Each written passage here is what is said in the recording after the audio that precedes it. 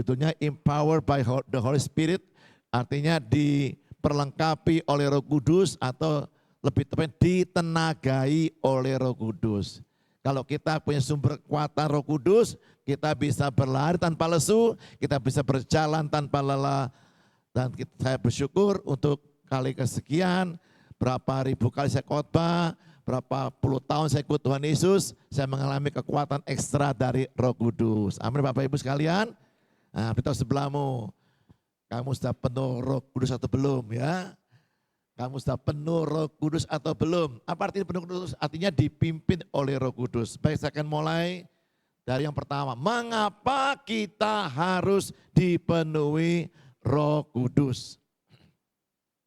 Mengapa kita harus dipenuhi Roh Kudus? Itu gambar seperti itu. Jadi penatua kita, gembala kita, atau pemimpin kita, atau suami kita, atau orang tua kita menumpangkan tangan di kepala kita supaya Roh Kudus boleh memimpin hidup kita semuanya. Yang pertama, ya, mengapa kita harus dipenuhi Roh Kudus? Yang pertama, karena kuasa Roh Kudus mampu mengalahkan keinginan daging atau duniawi. Galatia 5 ayat yang ke-16. Kita baca sama-sama yuk. Galatia 5 ayatnya yang ke-16. 2, 3. Maksudku ialah hiduplah oleh Roh, maka kamu tidak akan menuruti keinginan daging. Hiduplah oleh Roh. Hidupmu itu ditopang oleh Roh Kudus.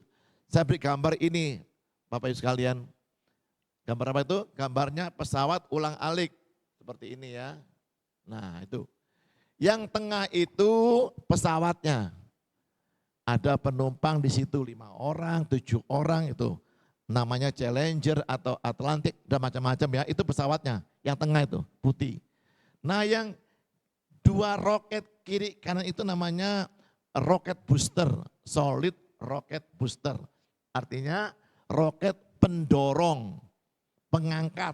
Ya. Yang warna orange tengah gede itu tangki bahan bakarnya. Nah, kenapa pesawat ini perlu dibantu oleh 2 roket putih itu? Untuk bisa mencapai ketinggian 42 km, itu batas orbit bumi. Jadi kalau kita sudah mencapai 42 km lebih itu kita sudah bebas dari gaya tarik bumi. Ya, itu butuh waktu 2 menit. Nah kemampuan roketnya ini mampu mendorong 2000 ton. 1000 gajah.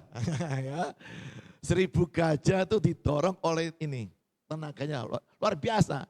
Apakah mudah untuk mengalahkan gaya tarik bumi?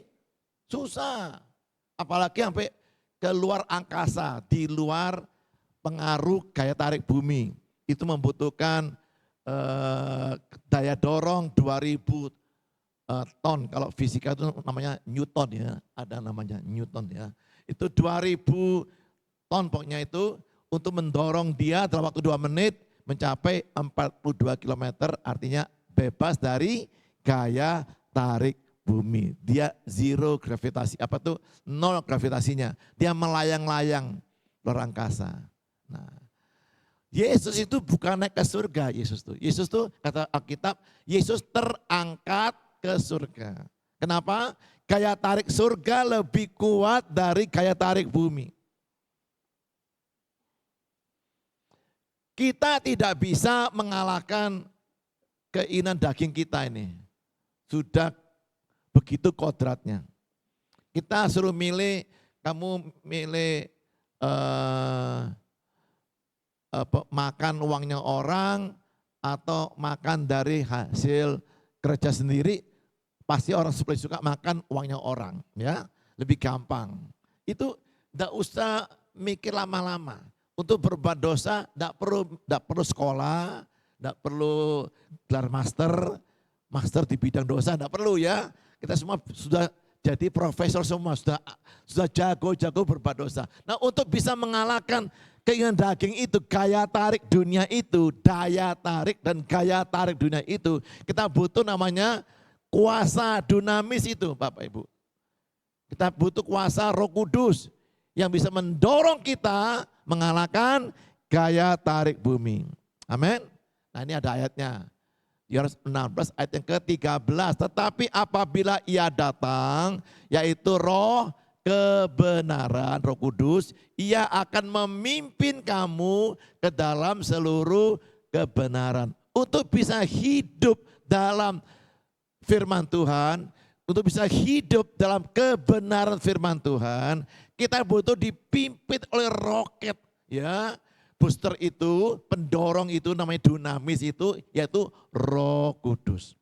Untuk bisa mengalahkan daging kita ini kita butuh kuasa Roh Kudus. Kemampuan manusia tidak bisa. Ada teman saya sudah bilang bertobat, keliling-keliling bersaksi di mana-mana, akhirnya juga balik lagi jadi mafia lagi.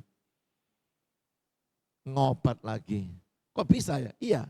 Kemampuan kita, gelar teologi kita, jadwal kita yang sibuk pelayanan di hari Minggu itu tidak menjamin kita bisa mengalahkan kedagingan kita. Ada orang jadi WL terkenal, kumpul dia tiap malam ke tempat pelacuran selama 9 tahun. Ditegur sama istrinya, ditegur sama anaknya, tidak mempan, ya. Sampai terakhir dilaporkan, ya, diviralkan, baru dia minta ampun. Tapi tidak lama lagi, ulangi lagi diam-diam. Apa artinya? Hamba Tuhan pun tidak kebal. Kita butuh Roh Kudus. Nanti saya jelaskan bagaimana caranya supaya saya terus menerus dipenuhi Roh Kudus. Oke? Khotbah saya apakah Bapak Ibu sukai apa saya ganti khotbah yang lain? Oke ya. Yang kedua, mengapa kita harus dipenuhi Roh Kudus? Yohanes pasal yang keempat ayat 23, sebab Bapa menghendaki, bahasa Inggrisnya Bapa mencari penyembah-penyembah demikian. Apa itu? Allah itu roh. Allah tinggal di alam roh. Ya. Dan barang siapa menyembah dia, apa itu? Harus menyembahnya dalam roh, R kecil, roh manusia ini, dan kebenaran. Yang kedua, mengapa kita harus diberi Roh Kudus? Karena Tuhan menghendaki dan mencari dan mengharuskan kita menyembah dia dalam roh dan kebenaran. Saya mau ketemu Tuhan, oke? Bapak tahu alamatnya? Embo, lo enggak tahu gimana, ya? Oh, saya mau perang melawan iblis. Ya. Bapak tahu di mana iblis berada? Enggak tahu. Enggak bisa. Kita harus masuk dalam alam roh, baru bisa berperang. Contohnya Yakub ini, anaknya Iskak ini ya. Kejadian 28 ayat yang ke-16. Ketika Yakub bangun dari tidurnya, berkatalah ia, how awesome this place. Ya. Alangkah dahsyatnya tempat ini. This is the gate of heaven. Ini pintu gerbang surga. Sesungguhnya Tuhan ada di tempat ini. Dan aku tidak mengetahuinya. Dari bahasa aslinya yada. Kalau yada itu gini. Kalau yada itu artinya aku tidak menyadarinya. Tuhan tidak ngumpet dari hidup kita. Amin. Tuhan tidak pernah sembunyi dari hidup kita. Dia ada bersama kita. Cuma masalahnya roh kita itu, maaf nomor yang Anda panggil sedang berada di luar service area. Tidak bisa terkoneksi dengan frekuensinya Tuhan. Ya, satu hari saya diundang oleh adik rohani saya ke Maumere, KKR 4 hari, pas Idul Fitri itu, saya masih tidak lupa ya, pas Idul Fitri itu. Kemudian saya tidak pernah ke Maumere, Bapak Ibu sekalian, lalu saya beli pulsa yang banyak, supaya bisa tetap terkoneksi dengan istri saya tercinta di Bali waktu itu. Jadi saya beli pulsa yang banyak, pakai HP yang bagus ya, pakai nomor yang oke operatornya, yang bisa berlaku di seluruh Indonesia. Sampai di Maumere, saya telepon dulu ya istri saya. Nah, tidak bisa terus. Katanya yang jemput saya itu, Pak Pendeta pakai Operator apa? Operator Oh enggak bisa Pak. Di sini hanya bisa Oh ya? Aja. Enggak bisa yang enggak bisa. Akhirnya bocai, betul enggak?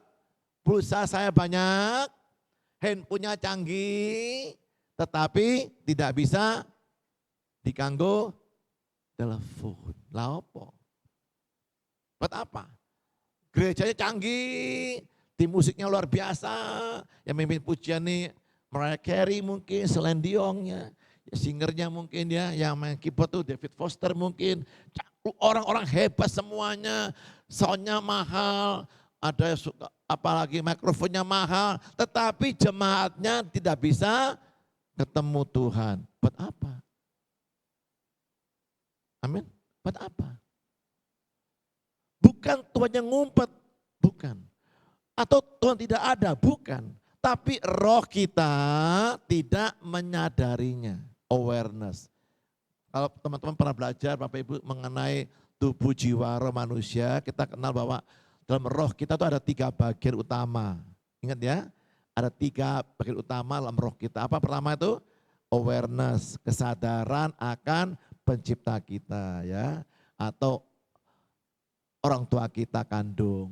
Seorang anak kecil, bayi kalau bangun dia cari orang yang rambutnya panjang, mamanya loh. Enggak ada, cari yang rambut pendek, papanya enggak ada. Oh, dia nangis ya. Dia kangen sama orang tuanya. Rasa kangen, rasa ingin tahu itu ada di roh kita, namanya awareness, kesadaran bahwa saya ini lahir dari Bapak dan Ibu Teja. Ya, saya ini ciptaannya Tuhan, maka saya rindu, kangen sama Tuhan. Nah kalau ada orang rindu, kangen sama setan, saya bingung gitu, anak siapa dia? Kalau anaknya Tuhan pasti kangen sama Tuhan, suka ibadah betul? Suka memuji, menyembah Tuhan. Kalau saya anaknya Pak Teja, saya paling suka pergi ke rumahnya papa mama saya ya, karena itu asal saya dari situ asalnya, papa mama saya berbakti sama mereka gitu. Tapi kalau ada orang suka rindu sama ngobat, suka perjinahan, itu anaknya siapa itu? Udah mau ngomong saya, ya itu anaknya setan mungkin ya. Kalau anaknya Tuhan, kudune kangen sama Tuhan. Ya, anak saya sudah hafal baunya saya. Kalau Anda kasih dia baju, dia cium, dia tahu, oh ini bajunya papa saya. Kenapa? Sudah hafal baunya papanya. Kalau kadang-kadang cucu saya datang ke rumah saya, dia hari ini pas 1 tahun umurnya, nanti saya pergi ulang tahunnya. Saya semestinya diundang di Bali, Bapak Ibu sekalian ya, khotbah di Bali hari ini. Terus tiba-tiba besan saya merayakan ulang tahun cucu kita setahun ini di hari Minggu. Mestinya tanggal 26 yang lalu ulang tahunnya. Saya bilang sama cici saya ini, cici saya ini ono batal hari Minggu, mau ndak saya melayani di sini? Oke silakan, saya terima kasih Pak cici saya ini ya, saya berkesempatan. Jadi cucu saya itu bisa hafal loh, kok saya mobil saya berhenti di depan rumah saya itu, gitu dia bilang, dia tidak gitu. Dia tahu itu gonggongnya apa tuh, kakeknya datang begitu ya. Jadi tapi Yakub ini tidak pernah ketemu Tuhan sebelumnya, ya. Dia tidak menyadarinya. Banyak orang itu ke gereja, tapi pengalaman di gerejanya berbeda. Sebulannya nangis, minta ampun. Dia lapung nangis. Ada apa? Dia tidak merasa apa-apa. Di khotbah macam-macam pun tidak mempan. Kenapa? Maaf, nomor yang Anda panggil sedang berada di luar service area. Alias rohnya mati. Tidak bisa terkoneksi. Kenapa kita harus penuh Roh Kudus? Harus on terus supaya kita bisa mendengar atau melihat Tuhan dalam alam roh kita. Berikutnya, stop. Yang ketiga, mengapa kita harus dipenuhi Roh Kudus? Karena peperangan yang sesungguhnya ada di alam roh.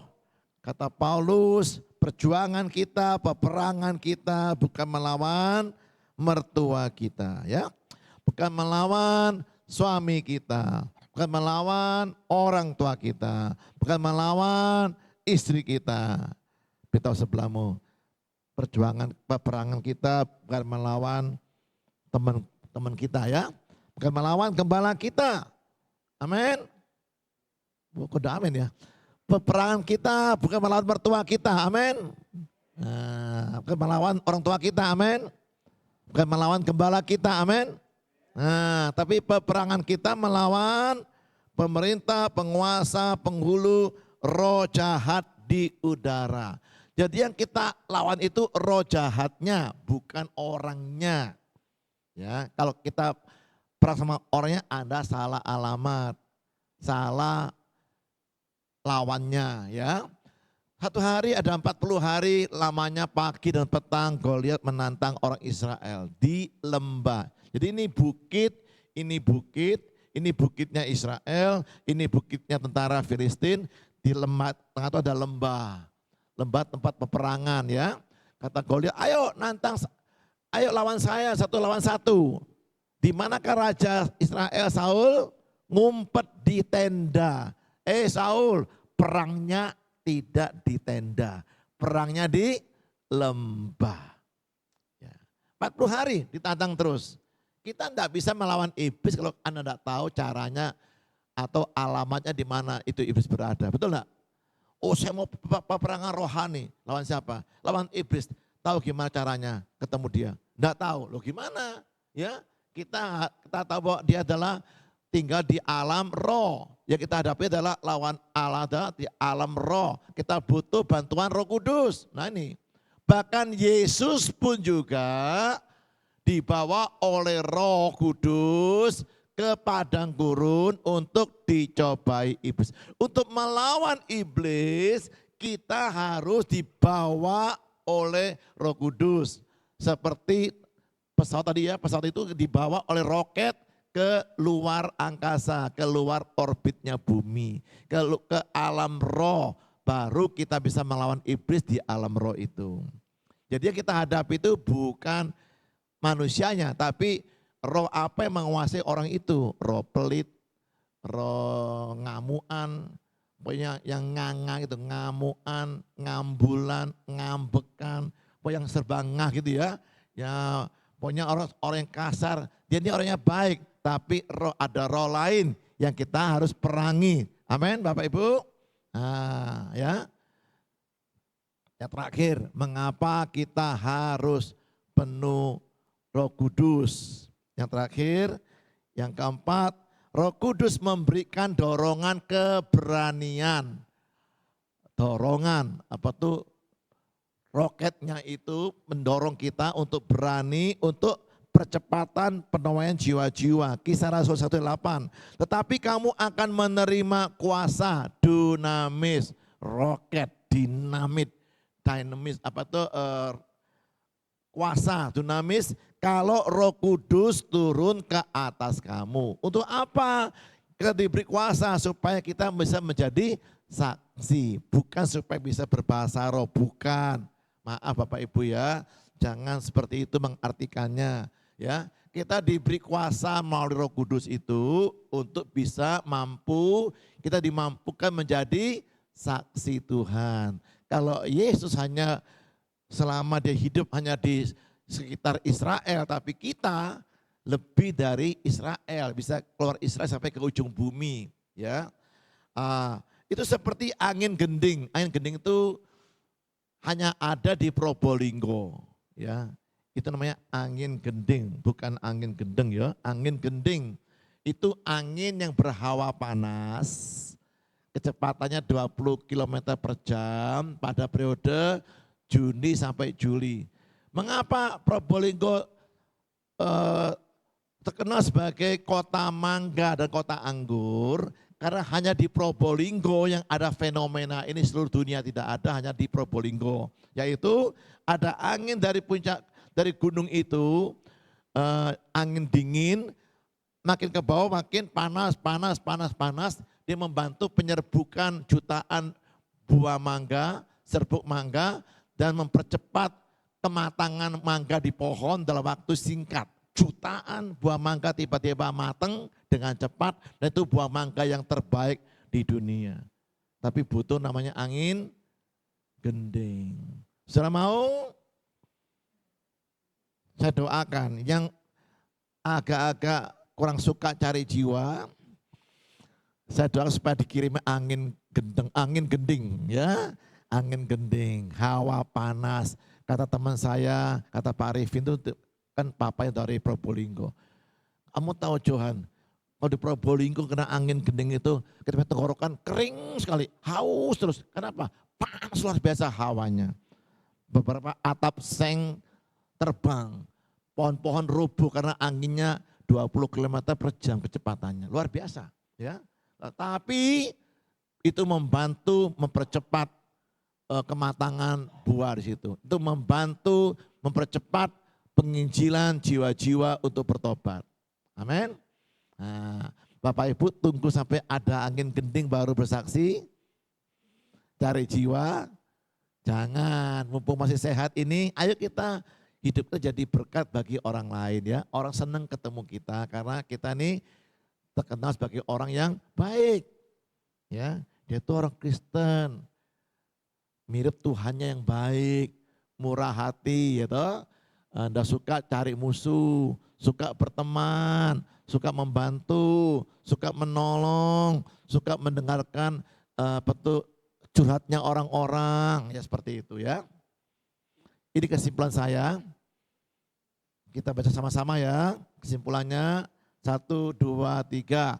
Tuhan menyuruh dan mengharuskan kita menunggu sampai dipenuhi oleh Roh Kudus dulu, karena hanya dengan kuasa Roh Kuduslah kita dimampukan mengerjakan misinya dan mencapai tujuannya Tuhan. Gereja tidak akan bisa mengerjakan misinya Tuhan dan tujuannya Tuhan kalau tidak dipenuhi Roh Kudus. Orang kalau itu penuh Roh Kudus, tidak pernah berhenti mulutnya untuk bersaksi, untuk bercerita mengenai siapakah itu Yesus. Nah, sekarang masalahnya gini Pak Johan, bagaimana supaya itu saya itu dipenuhi terus menerus oleh Roh Kudus. Jangan hanya hari Minggu doang, hari Minggu penuh Roh Kudus, hari Rebo tinggal separuh, hari Jumat habis Roh Kudusnya ya. Malas berdoa, malas baca Alkitab, malas bersaksi, hari Minggu malas ke gereja. Apalagi ini weekend, libur panjang ya, long weekend ini dimana kebanyakan orang-orang pada keluar kota ya, tidak mau masuk gereja, malah keluar kota seperti itu ya. Bagaimana caranya supaya kita dipenuhi Roh Kudus terus menerus? Amin Bapak Ibu mau Senin, Selasa, Rabu, Kamis, Jumat, Sabtu, Minggu tetap semangat berdoanya, tetap semangat baca Alkitabnya, semangat bersaksinya. Cuma dua cara saja. Yang pertama namanya Anda harus punya kamar pribadi dengan Tuhan. Lukas 24 ayat yang ke-49. Dan aku akan mengirim kepadamu apa yang dijanjikan Bapakku, Roh Kudus ya. Tetapi kamu harus tinggal atau menunggu dalam kota ini sampai kamu diperlengkapi dengan kekuasaan atau dunamis dari tempat tinggi. Yang pertama-tama Bapak Ibu, kalau kita ingin terus menerus kuat, terus menerus fit rohani kita, semangat rohani kita berapi-api melayani Tuhan, baca Alkitab maupun berdoa, kita perlu punya namanya saat pribadi dengan Tuhan. Kok bisa lagi ya? Oke. Ya saya bilang orang-orang yang menanti-nantikan Tuhan, orang-orang yang punya waktu berduaan dengan Tuhan. Saya tidak bilang harus di kamar khusus, ya, di tempat khusus, enggak harus. Mungkin Anda lagi setir mobil, Anda lagi duduk di mana Anda coba bicara sama Tuhan. Atau masuk kamarnya sepi, Anda bicara sama Tuhan. HP dimatikan, TV dimatikan, kita bicara sama Tuhan. Itu cara kita untuk memperoleh apa? Mendapat kekuatan baru. Roket boosternya itu, pendorong kita untuk tetap membuat kita bisa mampu terbang tinggi dan berlari tanpa lesu dan berjalan tanpa lelah. Saya sudah puluhan tahun melayani Tuhan, tetap bersemangat. Kenapa Bapak Ibu? Karena saya selalu minta Roh Kudus memenuhi saya setiap hari. Banyak orang berpikir, kamu usah berdoa. Sudah Pak Johan, berapa kali hari ini? 3 kali. Kapan? Tadi ibadah 1, ibadah 2, ibadah 3. Oh, sudah baca Alkitab? Sudah. Berapa kali? 3 kali. Kapan? Ibadah 1, ibadah 2, ibadah 3. Oh, waktu ibadah tuh kamu berdoa. Kalau udah ibadah, kalau udah tugas ibadah, enggak berdoa, enggak main musik, enggak memuji Tuhan, enggak baca Alkitab, enggak bisa. Kita harus punya waktu khusus dengan Tuhan supaya kita mendapat apa tuh? Mendapat kekuatan baru, ya. Yang membuat kita mampu terbang tinggi, kita berlari tanpa lesu dan berjalan tanpa lelah. Puji Tuhan. Seperti itu ya gambarnya itu. Next, mati ya. Nah, kata Yesus, jika engkau berdoa, masuk dalam kamarmu, tutuplah pintu dan berdoalah kepada Bapakmu yang ada di tempat tersembunyi, secret place. Kita butuh ada waktu keintiman dengan Tuhan selain di panggung. Ini rame-rame nih. Kita bisa enggak hubungan intim suami istri rame-rame begini? Enggak mungkin. Kita butuh waktu yang khusus. Anda main gitar menyembah Tuhan di kamar Anda. Atau Anda baca Alkitab khusus di hari itu ya. Tidak lagi di ibadah raya seperti gereja ini. Tapi di hari-hari kita. Entah lagi nunggu seseorang di mobil. Atau lagi nunggu seseorang di ruang apapun. Saya kadang-kadang iri ya. Ada beberapa orang yang pakai itu pakai jilbab, mereka baca Al-Quran. Waktu saya naik kereta api ke Solo gitu, atau pelayan ke Solo, loh ibu itu baca Al-Quran. Atau pakai audio.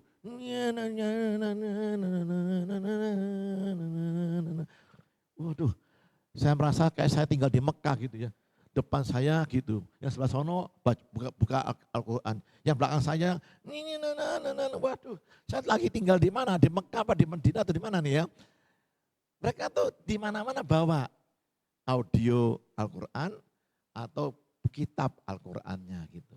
Kita jangan kalah ya, kita pun harus selalu, kalau Anda repot-repot, buka YouTube, ya dengar khotbahnya Ibu Syani atau siapapun juga ya, dengar khotbahnya seperti itu ya. Jadi belajar, ayo belajar. Anda harus punya waktu berdua dengan Tuhan. Amin. Nah, kalau baru 10 orang jawab, saya mau khotbah lagi 2 jam lagi Bapak Ibu ya. Sampai semua bilang amin, amin. Nah, berarti mau pulang itu ya. Oke. Nah, Daud meninggalkan di sana di hadapan tabut perjanjian Tuhan. Itu Bani Asaf, Heman, dan Yedutun. Masing-masing 8 jam per shiftnya. Kayak orang kerja sini ya, 8 jam kerja gitu ya. 3 grup. Untuk tetap melayani di hadapan tabut itu seperti yang patut dilakukan setiap hari. Jadi ibadah model ini itu dibuat oleh orang Amerika atau orang Roma, orang Jerman. Mereka tuh biasa nonton konser. Ini panggungnya, ini musiknya, penyanyinya, dan situ penontonnya. Nah, padahal ibadah yang betul itu menurut ini ya, ada baca juga di kitab Wahyu sama juga.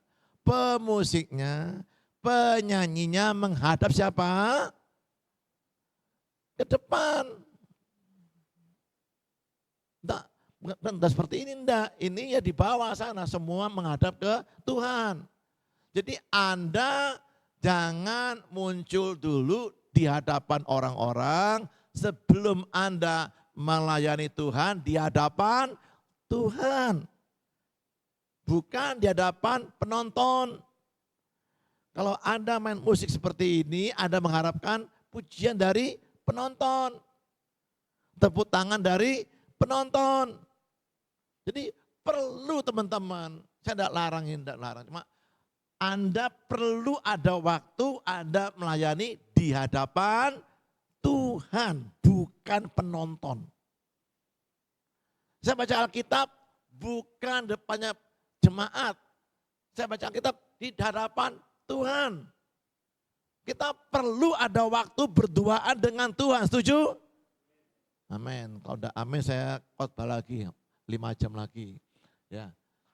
Orang yang ditanam di kamar di dalam bait Tuhan akan terlihat hasilnya di halaman. Apa yang kita alami di panggung ini hasil dari kita ngerem di kamarnya Tuhan. Jadi tim musik, tim pujian, perbanyak kita melayani di hadapan Tuhan. Ada orang bangga sekali. Oh saya ini rohani, kenapa? Saya setiap bulan Pak Johan memimpin pujian 80 kali. Kapan berdoanya ya? 80 kali pimpin pujian. Pagi, siang, sore. Ya. Waduh, saya khotbah, jadwal saya 80 kali khotbah. Loh, kapan persiapannya? Ternyata satu khotbah dibawa untuk 80 kali khotbah ya. Jadi tidak ada waktu. Dia terbiasa melayani di hadapan orang banyak. Artinya minta pujian dari orang banyak. Tepuk tangan dari orang banyak. Kapan kita pernah ditanam di tempat rahasia Tuhan? Kita melayani di hadapan Tuhan. Terakhir, yang kedua, penundukan diri kepada otoritas di atas kita. Kenapa? Karena itu Roh Kudus seperti minyak, gitu. Seperti minyak yang turun dari atas ke bawah. Apakah ada yang turun dari bawah ke atas? Salah Pak John. Kalau dibilangnya turun berarti artinya dari atas ke bawah. Itu namanya turun ya. Tunduklah kepada Allah, lawanlah iblis, maka iblis akan lari daripadamu. Iblis takut sama saya bukan karena saya hafal 50 ayat Alkitab. Bukan karena saya hafal lagu-lagu 50 lagu rohani, bukan. Karena saya tunduk kepada Tuhan, maka iblisnya takut sama saya. Kenapa? Takut sama mantan bosnya dia, yaitu Tuhan saya. Jadi kalau Anda ingin, mengapa kita perlu punya kuasa Roh Kudus yang terus menerus dengan cara bagaimana? Tunduk kepada, ini minyak yang baik itu meleleh ke bawah. Apalagi Roh Kudus, next. Dari tempat tinggi ke bawah, next lagi. Kuasa Roh Kudus turun ke atas kamu. Jadi makin rendah hati, makin tunduk, makin banyak minyaknya. Ya, dari kepala ke janggut, leher jubah, sampai ke ujung jubah. Jadi bagian jubah yang paling banyak minyaknya di mana Bapak Ibu sekalian? Paling bawah. Amin. Makin rendah hati, makin tunduk sama gembala kita, sama suami kita, sama orang tua kita, makin diurapi. Hidup kita akan penuh kemenangan. Kenapa? Dibela oleh Tuhan. Terakhir, ini kejadian ini ada 5 berkat yang diterima oleh keluarga pertama. Setelah Adam menikah sama Hawa, Allah memberkati mereka. Kata berkat muncul pertama kali di Alkitab kita di ayat ini. Kapan? Ketika ada pernikahan, ketika ada kesatuan, ketika ada keluarga. Itu muncul pertama kali kata berkat. Apa berkatnya? 5. Yang satu beranak cucu. Ya, dalam arti urufiah ataupun kalau gereja itu gerejanya sangat banyak jemaatnya. Yang kedua, multiplikasi, berlipat kali ganda, multiply ya, bertambah banyak. Yang ketiga, penuhi bumi, buat cabang gereja di mana-mana. Nah, gitu ya. Yang keempat, ada kuasa.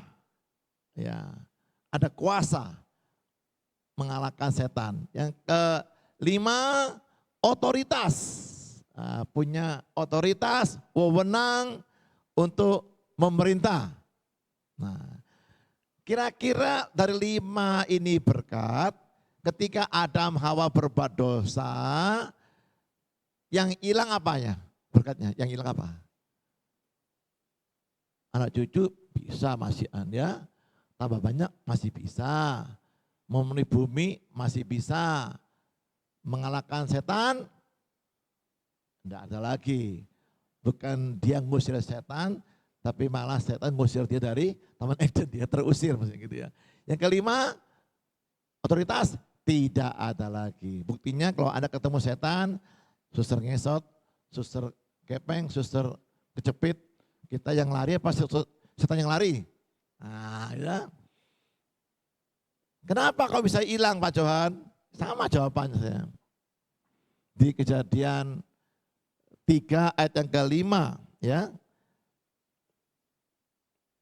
Mengapa kuasa hilang? Mengapa kita punya otoritas hilang? Kita punya otoritas hilang karena ini dosanya. Tetapi Allah mengetahui, kata iblis, bahwa pada waktu kamu Hawa memakannya, matamu akan terbuka dan kamu akan menjadi seperti Allah. Tahu yang tentang yang baik dan yang jahat. Kalau kau makan buah ini, Tuhan tahu. Kenapa dia larang kau makan? Karena dia tahu. Kamu punya Tuhan yang jahat, punya agenda lain, tersembunyi, punya trik. Ya, kalau kau makan buah ini Hawa, kamu bisa menjadi seperti Allah. Apa artinya? Kamu tidak lagi diperintah siapapun juga. Nah, semua manusia suka ya. Sini ada yang suka disuruh-suruh, diperintah-perintah, dimarah-marahi, suka? Tidak suka. Sama kayak Hawa juga. Kalau saya jadi seperti Allah, saya tidak perlu lagi diperintah-perintah orang. Nah, saya jadi pemimpinnya. Saya tidak mau lagi diperintah-perintah lagi. Begitu dia pengen jadi pemimpin, makin meninggi, minyaknya tidak bisa turun lagi. Ya, bisa kadung tinggi. Akhirnya mereka memberontak, kehilangan kuasa dan otoritas dari Tuhan. Terakhir Wahyu 4 ini, engkau Tuhan layak menerima puji-pujian untuk glory, kemuliaan, dan hormat, dan kuasa. Wahyu 5, kekuatan, hormat, kemuliaan. Kata kekuatan, power, sama glory itu kemuliaan, kemenangan itu selalu diapit oleh satu kata namanya hormat. Artinya apa Bapak Ibu sekalian? Kamu tidak akan punya kuasa kalau kamu tidak punya penundukan diri kepada suamimu, kepada orang tuamu, kepada gembalamu, kepada kakakmu dan sebagainya. Atau apa? Kemuliaan. Kamu hidupmu tidak akan bisa berkemenangan kalau kamu tidak hormat kepada Tuhanmu, pada gembalamu, pada orang tuamu, pada suamimu. Iblis tahu ini. Tunduklah kepada Allah dan lawanlah iblis, maka ia akan lari daripadamu. Sekian firman Tuhan. Saya berharap Bapak Ibu paham ya. Ada 4 mengapa kita harus penuh Roh Kudus. Ada 4 hal. Ya, yang pertama kita harus penuh Roh Kudus karena Roh Kudus akan memimpin kita untuk mengalahkan keinginan daging kita. Galatia 5. Yang kedua, mengapa kita perlu Roh Kudus? Karena kita penyembah benar itu orang yang menyembah Bapa dalam roh. Yang ketiga, peperangan kita bukan lawan mertua kita, tapi melawan roh jahat di udara. Rohnya yang kita lawan, bukan orangnya. Yang keempat, mengapa kita perlu Roh Kudus? Karena Hampir lupa saya. Yang keempat itu, mengapa kita perlu Roh Kudus? Bentar ya, kok lupa saya. Karena kita butuh dunamis, kuasa untuk mampu menjadi saksi Kristus, punya keberanian untuk bersaksi, keberanian untuk hidup benar, keberanian untuk hidup mengikuti firman Tuhan. Kita butuh kekuatan, itu namanya Roh Kudus.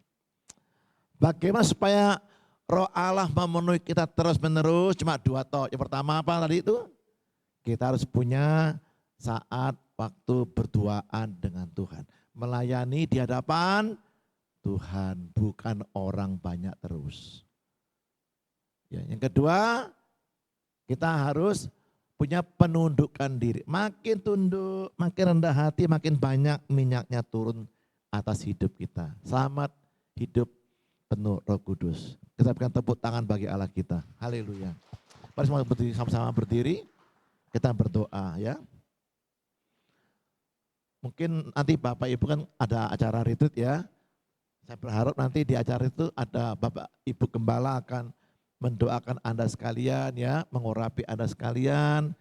Karena melalui doa Ibu Gembala itu kita menerima Roh Kudus yang akan menolong kita, memampukan kita hidup jadi pemenang apapun masalah kita, apapun tantangan kita pasti bisa menang selama kita dipenuhi oleh Roh Kudus.